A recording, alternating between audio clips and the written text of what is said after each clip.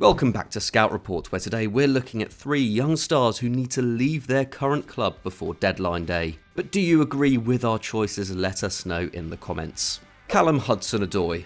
Callum Hudson-Odoi has featured in videos like this for the last 2 years, and a departure from boyhood club Chelsea now feels very overdue, especially after he was left out of the matchday squad for the club's opening game of the Premier League season. The winger has now reportedly asked to leave Stamford Bridge on loan, with Juventus and Borussia Dortmund said to be interested, while Southampton and Leicester could offer him a chance to stay in the Premier League.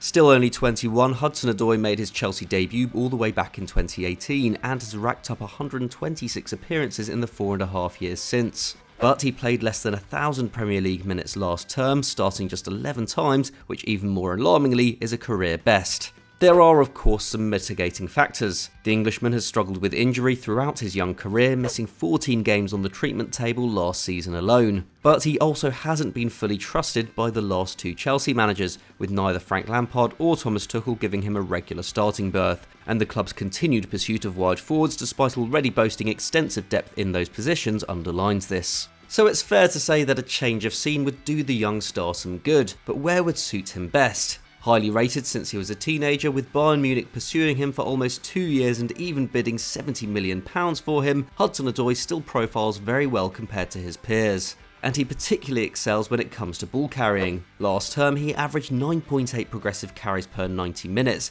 meaning he advanced the attack in the opponent's half of the pitch almost 10 times a match while holding onto the ball. This figure ranks him among the top 3% of wingers in Europe, with Jadon Sancho the only non-Man City player to beat him in the metric in the Premier League. And while playing in a ball-dominant side certainly helps in this respect, he makes a high proportion of his carries in dangerous areas of the pitch, entering the penalty area with the ball at his feet 3.2 times a match, a figure only beaten by Vinicius Jr. and Jack Grealish in Europe's top 5 leagues last season. However, his 1.6 shots per 90 is nothing special, and while he creates an impressive 2.3 chances per 90, he could become more of a goal threat himself. Considering this, a move to the Bundesliga would make a lot of sense. The top 5 league most associated with high defensive lines and quick transitions, Hudson-Odoi would expect to have more space to run into at Borussia Dortmund than at one of the Premier League clubs, not to mention the fact he'd also be playing Champions League football. That's not to say that he wouldn't be a success elsewhere in England. At Southampton, he'd also be entering a side who like to press.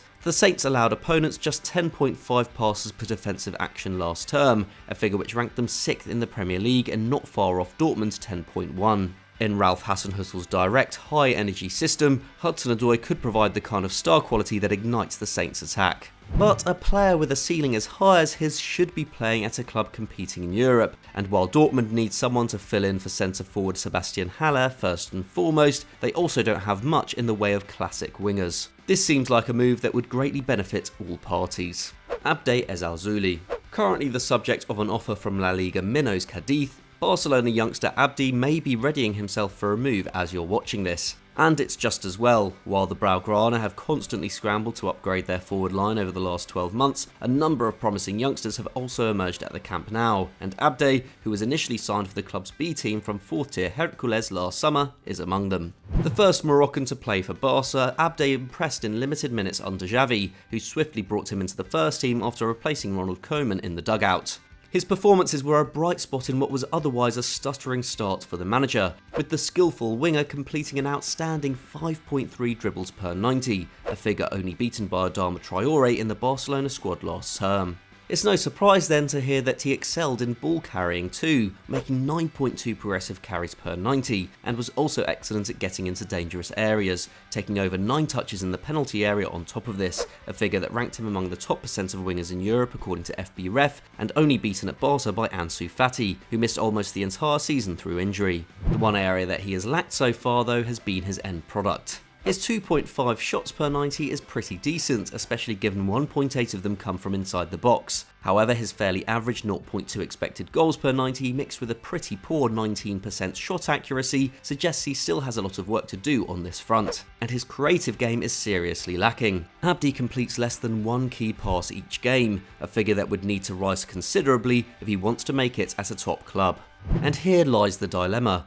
Abde clearly has tons of raw ability, but it's difficult to know which level is really suited for him, and at 20 he needs to start getting regular minutes as soon as possible to find this out. Shortly after the signings of Ferran Torres and Pierre-Emerick Aubameyang in January, he was taken out of Xavi's first team plans and spent the rest of the season back with the B team. He is easily too good for the Spanish third tier, but the players ahead of him in the first team, especially with Fati now back, means that the odds are now stacked against him becoming a success at the Camp Nou. A spell in the mid to lower reaches of La Liga would be ideal for the youngster, giving him the consistent game time needed to work on honing his technical ability and decision making in the final third. Abde could be a star for someone, but he may just fall short of being one at an elite club. Liam Delap. A summer in which Man City were happy to sell two of their most valuable attacking assets to Premier League rivals would normally be good news for a young striker hoping to break through at the Etihad. But with the signings of Julian Alvarez and Erling Haaland, both confirmed before the end of last season, it's been clear for a while now that 19-year-old Liam Delap will need to look elsewhere for first-team football. After spending 10 years in the Derby Academy and impressing for England at under 15, under 16 and under 17 level, Delap was snapped up by Man City in 2019 and made his senior debut a year later, scoring after 18 minutes in an EFL Cup victory over Bournemouth. But he's been given almost no experience in Pep Guardiola's team in the 2 years since, playing just 49 minutes of Premier League football across 2 substitute appearances and playing just 28 minutes in the domestic cups. The City manager has continuously sung Delap's praises over the last 12 months, saying in February, he is the kind of striker we don't have, he has a special quality. The only problem we had this season from the beginning is he has been injured. And while numerous injury setbacks did prevent him from featuring for much of the 21-22 campaign, only making 4 matchday squads in the league, his chances of making the first team were always going to be slim with the Haaland transfer in the works. Pep has also called for patience with the teenager and also feels he has to improve his first touch and his all-round game when dropping deep, so it's little surprise that Haaland,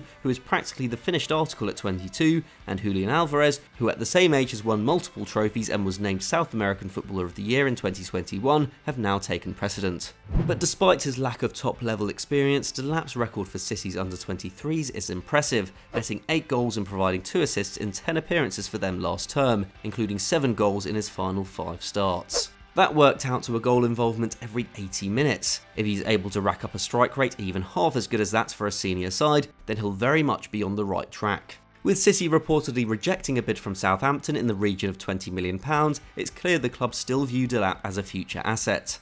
But with Stoke, for whom his father Rory became a cult hero, now emerging as a potential loan destination, a year in the Championship could be what he needs. So those were our 3 wonder kids that need saving, but what did you make of our selection and reasoning? Let us know in the comments below, and if you have any shouts yourself, we could do a part 2 in the future. If you enjoyed this video, please leave it a like and subscribe to EFD if you haven't done so already, and why not click on screen right now for another great video. Thanks for watching, we'll see you next time.